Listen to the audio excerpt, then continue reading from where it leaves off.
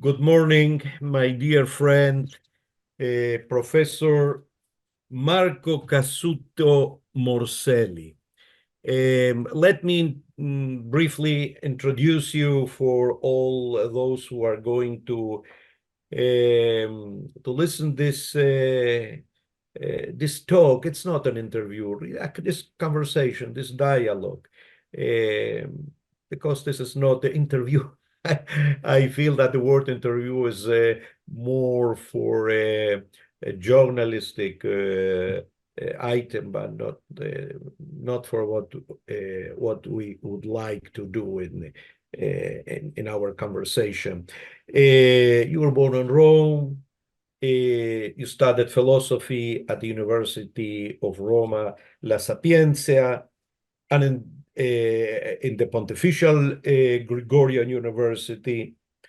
You taught Jewish philosophy and Jewish history at the graduate course in Jewish studies at the Colegio Rabbinico Italiano in Rome, and you edited works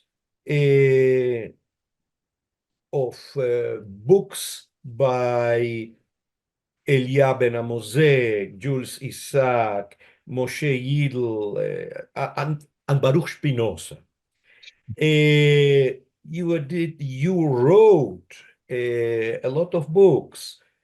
Several of them we can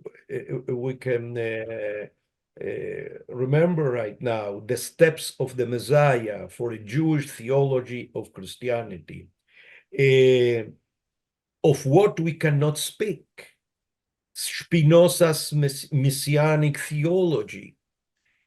And I would like to stress on this opportunity two books that for me are very important at a personal level. One that you prepared together with Gabriela Maestri, named New Testament, a Jewish Reading. And the other one that is very close to my heart, La Bibbia dell'Amicizia, because you invited me and Pope Francis to be the forwarders of this book, and of course that I accepted immediately. But the great point is that he also accepted, and this is a book of exegesis, of biblical exegesis, interpretation, commentaries of the whole Tanakh, of the whole Bible. One interpretation made by a Jewish scholar, the other one by a Catholic scholar. So, and the most important at another level, which is that you are the president of the Federation of Jewish Christian Friendship in Italy. This is very important because this completes who Mario Cassuto Morselli is, and you are in the editorial board of Avinu, a magazine for Jewish Christian dialogue that began, that appeared in a couple months ago. And so my first question is the same question that I ask Jews and Christians in this dialogues. What moved you? What inspired you to be engaged in such a way in the dialogue between especially between Catholics and the Jews? And I would like, with your permission, to add one data more about your personality. Who is Marco Morselli? Because you were born in 1954. And it's very important. For 4 years, you are younger than me. I was born in 1950. So we belong to the same generation. And you were born in Europe, in in the place where 7 years, were 5 years before my birth and 9 years before your birth, the Shoah occurred. I received the news about the Shoah when I was a kid. And because my parents were born in Poland and my grandparents, and they lost all the family. But not only that you receive the impact from your family about the sufferings of the Shoah, you were in one of the places where the Shoah took place. So what moved, what inspired you? Because after the Shoah, our sensation was we have not to speak with anyone. The first sensation were individuals like Isaac that understood we have to begin a new dialogue.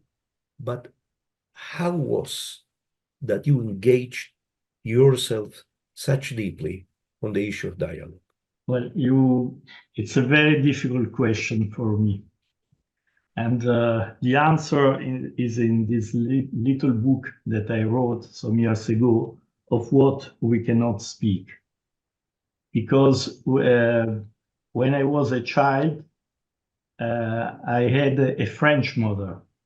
That's what I knew her. I was raised as a Catholic.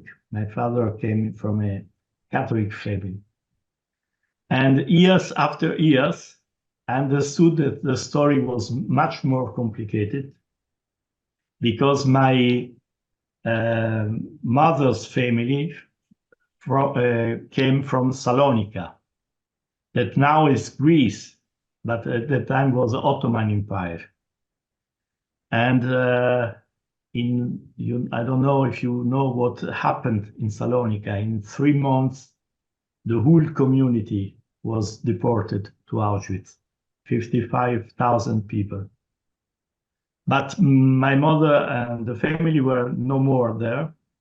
They went to Germany, Hamburg, and then to Paris. And then when she arrived there, she was 11 years old, and she said, well, I am French.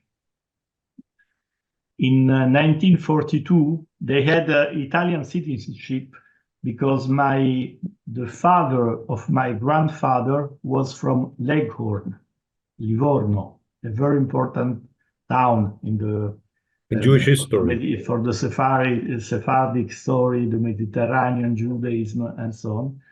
So they came in Italy. My grandparents and the younger child in Florence, where there was a protection by the Cardinal della Costa, and my mother and the other brother came in Rome. And my uncle was denounced and imprisoned in Fossoli. Fossoli was the last camp in Italy before the deportation to Auschwitz in the north of Italy, where Primo Levi also was imprisoned. But he could escape and arrive in Switzerland. And my mother, in the 9 months of the occupation, of the Nazi occupation of Rome, was in Rome. She was 23, 24, alone. And fortunately, the whole family could survive, and then they went to Paris and so on. So it was impossible for my mother to speak about all these things. And she was you spoke before about the silence. Well, it was a very deep silence. And also when I began to understand the story, and I cannot say through which passages, I knew also that it was impossible for me to ask something to my mother. And then I have received as child a Catholic education, and then at 16 I was an atheist, and it was the contestation, the Jean-Paul Sartre, les idéologues, etc. Then but I studied philosophy, and then when I was 31, I had a very deep existential crisis, and I returned to be religious. And in the same time, I discovered Christian-Jewish dialogue. And so I understood through dialogue that I was a Jew and not a little bit Jew, as I thought before. And then that I could not to be a Jew. So you understand that it's not by chance that I work with Christian-Jewish dialogue. So as a product of your life, of the circumstances of your life, of the story, the family very story. deeply influenced by Shoah. It was only a few years before my birth. What do you feel that was achieved since Nostra Aetate till now? And where are we standing in our days with the dialogue? Well, since October 7, we are in a very difficult period. And one can say also that many reactions from the Christian world have been disappointing until now. But this is not a good reason to interrupt or suspend dialogue. On the contrary, it's a good reason to do more and better, because I see the difference between the achievements in the places where dialogue is going on and the rest of the church. In Italy, of course, we have mainly a Catholic church. There is also a small community of Valdenses, but the main relations are with the Catholic Church. And so you mentioned already the Bible of Friendship. There are 3 volumes, one for the Torah, the other for the Nevi'im, for the Ketuvim, 130 authors, half Jews and half Christians, and the translation into Portuguese, Brazilian, and Romanian, not in English, not in Spanish. It will come, it will come. With God's help, it will come. And it's very good and very important, because one see that we can read, we have in common the same text, and this is very, very important. And until now, we have read this text separately. Now we can read together, but it doesn't mean that we have to be to agree in everything. We can not be in crisis because the other one reads a text in the other way, and this is a very important achievement. The second thing that also Jews now begin to read the New Testament. Of course, it's very well known, the work by Levine and Bretter. But with a Catholic friend, Gabriella Maestri, in Italian, we have done perhaps the same thing with a difference. Now we have also a new translation of this text and a commentary not only of some pieces, but we have done the whole canon. And why it's so important, the translation also? Because we have, like in the Bibbia dell'Amicizia, we have not translated the names of the people. For example, we have Moshe and not Moses. And here we have Yeshua and not Jesus, Miriam and not Mary, and so on.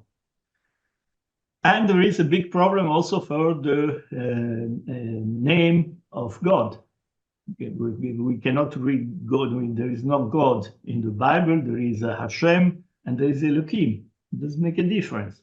there are some words that are so important that it's impossible to translate them, like teshuvah, like, I don't know, tikkun.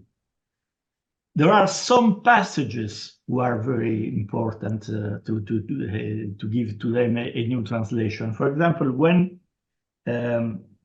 telos gar nomu Christos was translated like the Christ is the end of the law. And if it's so, it's impossible a dialogue, because of course Judaism is always, everything is about the law. But the same sentence you can translate with Mashiach is the goal of the Torah. Of course, Mashiach is the Hebrew word for Christ. And telos have this double meaning. One, the end, and the other, the goal. The goal. It's a completely different. So you understand how important also, because the one of the discovery of Jules Isaac, you have mentioned him, that the sources of anti-Judaism was connected with anti-Semitism. It's not the same thing, but there are a lot of connection between the two, are in this text. And we cannot, in the text of the New Testament. And if we cannot change, of course, these texts are canonical, but we can change the way in which we read these texts. And the first reading is a translation. So these are two very big achievements. And the other one, there are in Italy 10 councils. We call it amicizia, friendship, because we are influenced by Jules Isaac, who founded Amitié Judo-Chrétienne de France. So in other places of the world, they call these association councils, and in Italy we call them amicizia. So there are 10 of these groups in Italy, small groups, only with voluntary works. We have no other means that association quota of people. But for that reason, the people who belong to this association are not there for money or for power or for famous, because they cooperate because they believe in what they do. And that means that the quality of these people is extraordinary. So it's 40 years that I discovered this word of amicizia greco-christiana. And my discovery of Judaism came through the participation of these to these councils.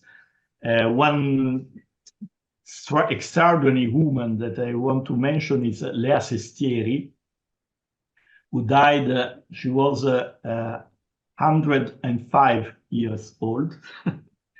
And she was a Roman lady. And then due to the racist laws of 1938, she emigrated to Uruguay. And she's still very well known in Montevideo. She did a lot of work there.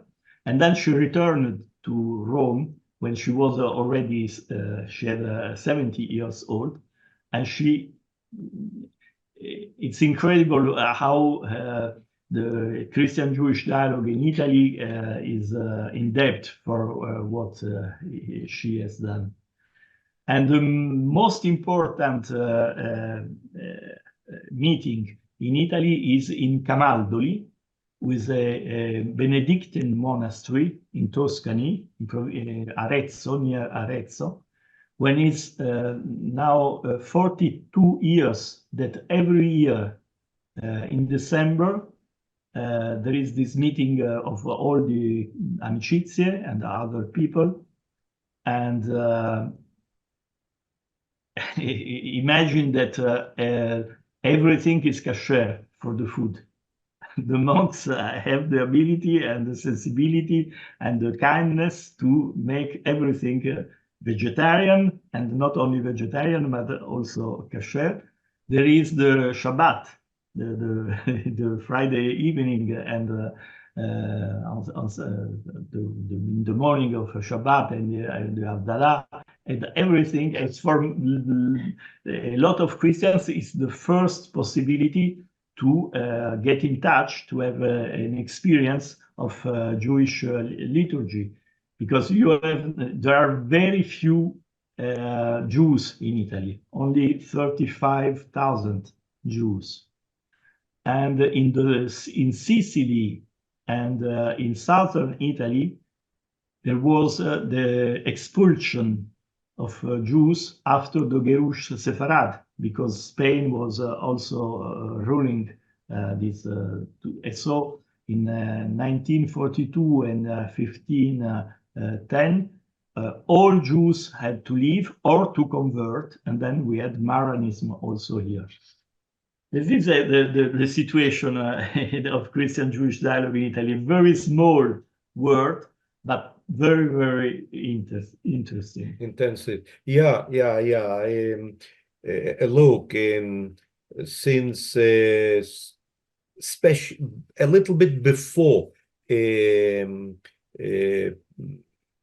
Bergoglio was elected as a pope, I began to frequent Italy because the Focolari, the movement of the Focolares invited me. So I began to know a little bit in situ about the Jewish Catholic dialogue in Italy, and about the Jewish community in Italy at large. And not to say, after my good friend was elected Pope, and that I had many possibilities to see, to talk with people, and to see the really intensive, I would say in some aspects, the Jewish life in Italy, and the importance of the rabbinical presence in Italy, the chief rabbi in Rome, and his preachings and his commentaries. My question is, what happened really on October the 7th and after October the 7th that we didn't receive the answer that from the Catholic side that we were expected to receive? We hope that the answer would be stronger, with more empathy towards what occurred to the Jews in Israel. What happened? How do you understand? How do you explain to yourself that? Because there are a lot of articles in many papers throughout the world expressing this disappointment, and I am not referring to Jewish newspapers. I am referring to newspapers in general. Even in Italy, I read that many of the Italian newspapers expressed disappointment with the Catholic reaction. What occurred? How do you how, after so many years of dialogue, was not the reaction, the answer that we expected in this tragical moment? Well, for me, it was not a surprise, because I knew that in Israel there is not the dialogue and the achievement of dialogue that we have, for example, in Italy. It was an idea many years ago to have a camaldoli in Israel. I said before that there is a very big difference between the places where dialogue is going on and the places where it's not going on. And of course, Israel is a place where there is no such a dialogue. There are 13 patriarchs, Christian patriarchs in Jerusalem. One of them is Cardinal Pizzaballa. But the other are also of churches who had no the equivalent of Nostra Aetate of the Council of Vatican II, and therefore Jews are deicid, are the killers of Christ. There was not such a modification in all the churches of the in Orthodox churches.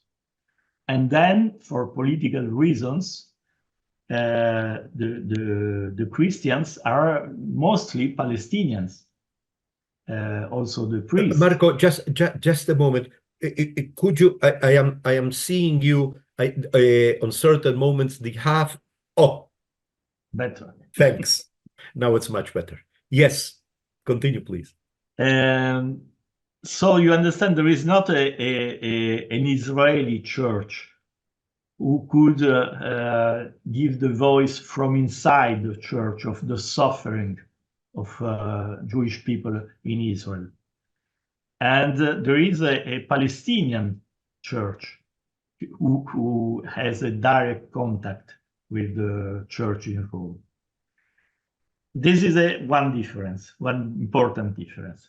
The second one is that there are 22 Arab states and 55 Muslim states. And for political reasons, the Secretary of State is much more open to other voices than that. There are much deeper reasons. One of my book written with a Catholic friend is La Promessa, the promise.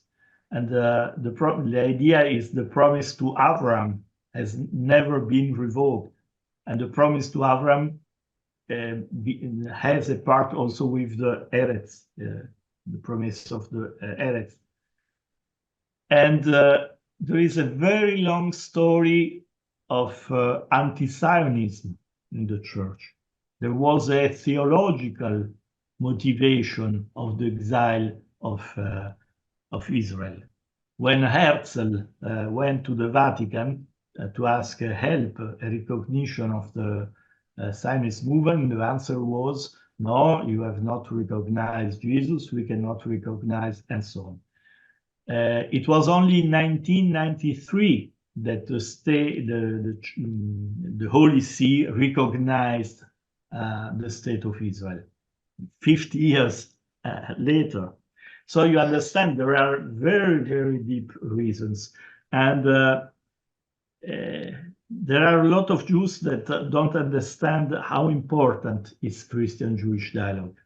Because often I hear that, yes, I understand that for Christians it's important because their roots are Jewish, but it's not the same for us. We have not a, well, it's not so because you see the consequences. You cannot fight anti-Semitism alone. And so this is the situation in the church. And in the third monotheism, there is a very strong anti-Judaism, and the progress in Christian-Jewish dialogue were not sufficient to resist to this propaganda also, because the wars are also a lot of made by propaganda and fake news and fake informations and so on. So it's not surprising these reactions or no reactions in the Catholic Church, in churches in general. It's sad, but not surprising. I agree with you. Although there are people in Israel and the Orthodox people who really understand deeply the importance of the dialogue. I remember when I was together with Pope Francis in Israel, the chief rabbi of Givatayim approached to me, and we talked because his father was a rabbi in Argentina, and he directly approached to me, "Are you from Buenos Aires?" And so we began a conversation. At the end of the conversation, he told me that you are doing a great mission, a great thing, as we say in Hebrew, Leshem Shamayim, in sake of heaven, with the dialogue that you develop with your good friend. But in general, in Israel, they are not aware really about the importance of the Catholic-Jewish dialogue and the interfaith dialogue at large. Are individuals, but not this. This is not a great, let's say, movement. But my dear Marco, what we have to do now in order to reinforce the dialogue, to enhance the dialogue. What do you have ideas? Okay, we must continue with our intellectual work because all examples that you gave are examples from the spiritual and the intellectual work. I do consider really that your books, and especially the Bibbia, La Bibbia dell'Amicizia, and the understanding the reading of the New Testament and the new translation, as you explained, this is very, very, very important in order to uproot all the errors of the past. For sure that you know the book, The Pharisees, which prepared by Joseph Sievers and Levine, M.J. Levine. This is very important. But together with this work that we perform sitting in the on the table of our offices, what else should we do? Can we do? Must be done. Well, what I can do is only what I'm doing with all my forces, and at the moment I cannot do more than what I'm doing. In the last 2 weeks, I've been in 3 places in Italy. In Reggio Calabria, where in Calabria there was a very important, now it's in the Jewish world, it's known for the Etrogim, but there were a very important Jewish community there. And I spoke in the same day in 3 places, to the seminarists, in a public school, and in the diocese in the afternoon. And for them, it was new, completely new. They want now to create a fellowship in Reggio Calabria. Some days before, I was in Perugia, in Umbria. And another time in Porto Rufina, who is in the periphery of Rome, but is also the bishop in Civitavecchia. And in all these 3 places, the bishop was there, was present. So it's what to do to fight anti-Semitism. It's to make no Judaism. The knowledge of Judaism is the best way to fight anti-Judaism, anti-Semitism. And the other thing is that one has to have clear that anti-Zionism is a kind of anti-Semitism, because many people say, no, it's a critic of Israel, has nothing to do with Judaism. Of course, if you critic the government, one decision of the government, this is not anti-Semitism. But if you delegitimate the state of Israel, you demonize the state of Israel, and so on, this is the new form of anti-Semitism. And in Europe, probably more than in America, there is a problem of the immigration because, of course, we have to be hospital to immigrants. But immigrants have also some duties. They have not only rights, but also the very. So, and so to understand the culture and the religions of the country in which they live. And often it's sad to say that, but in these immigrants from Islamic countries, there is anti-Semitism. So that's one of the reasons why the right parties are gaining favor in Europe, in many countries of Europe. And it's very dangerous also. But from the left part, there is not the understanding that there is a problem. And you cannot solve a problem if you don't recognize this problem.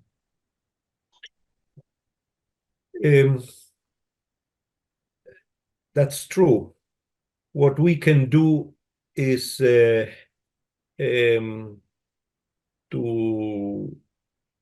deliver speeches, to write books, to write articles, to talk with people, to try to open minds in the middle of a reality of passions, of terrible passions, of negative passions, and in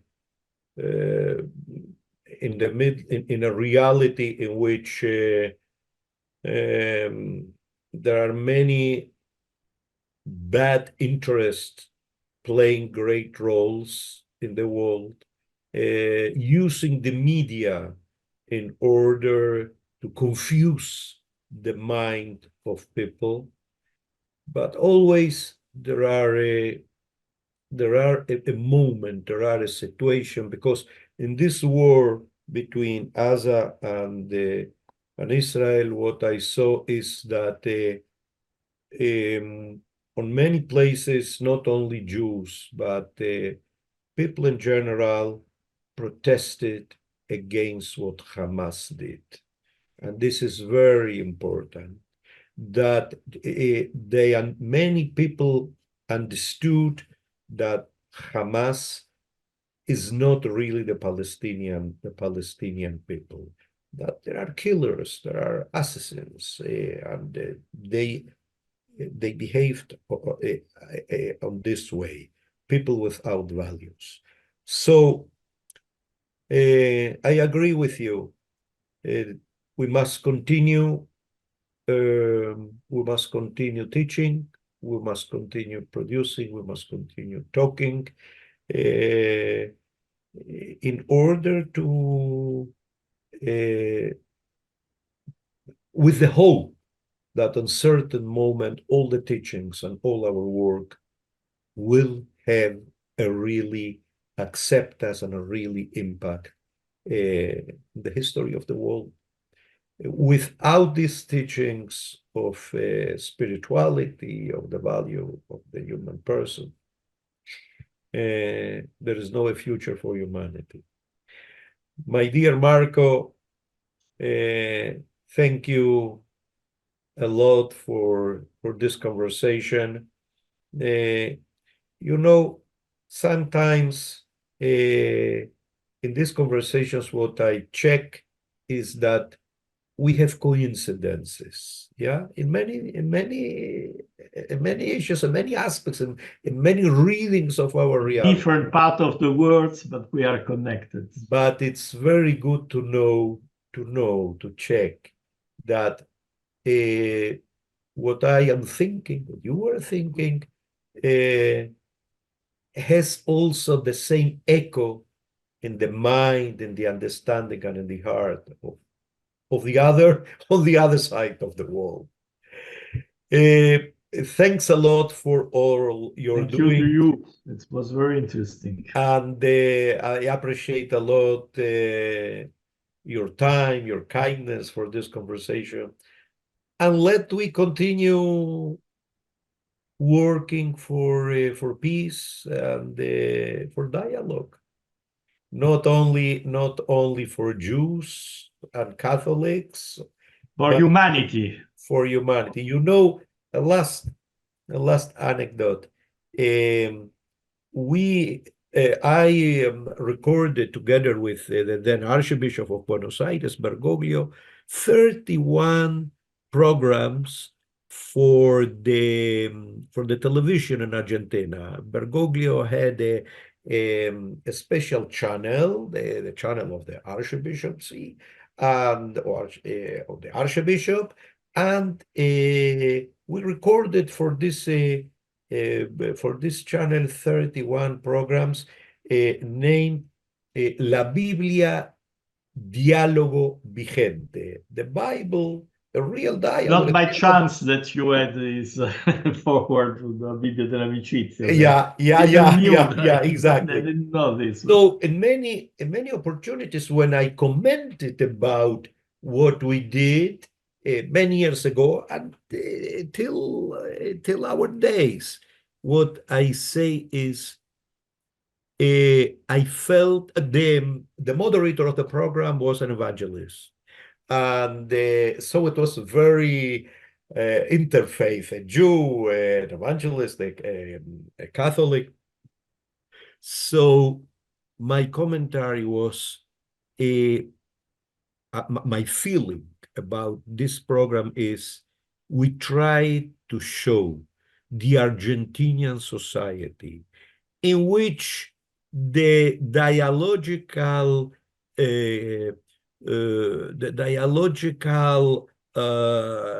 issue, the dialogical challenge is only a challenge because there is no real dialogue. Is not among politicians, and there are all kind of uh, breaks between the different parts of the society. What I felt is that through our dialogues, we not only spoke to Jews and Catholics, we spoke at large to the whole Argentinian society. If after all the bad things that occurred in the past, we can between Jews and Catholics, we can maintain such kind of dialogue. So why not among all the Argentinians? Because there are parties and there are all kind of non-dialogue and apathy from one to the And other, then violence. When fights there in is no Argentina. dialogue, there is violence. So uh, let us continue working, Okay. and let God bless us for that. Thank you. What means bless that our work for dialogue gives fruits, blooms in a better reality. Thanks a lot.